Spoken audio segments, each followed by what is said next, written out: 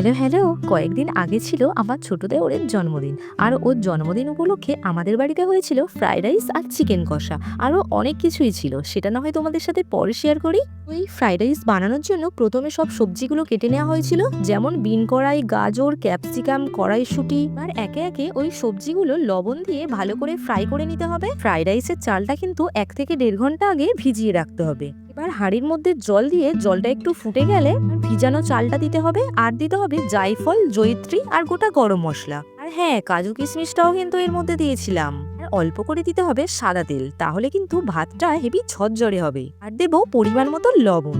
আর ভাতটা হয়ে গেলে আমি ঠান্ডা করে নিয়ে এবার একটা পাত্রের মধ্যে একটু বেশি করে ঘি মাখিয়ে একে একে দিতে হবে রাইস, লবণ, ঘি, চিনি আর ভাজা সবজিগুলো। এবার আর কি, ভালো করে মেখে নিলেই কিন্তু আমাদের ঝরঝরে ফ্রাইড রাইস একদম তৈরি হয়ে যাবে।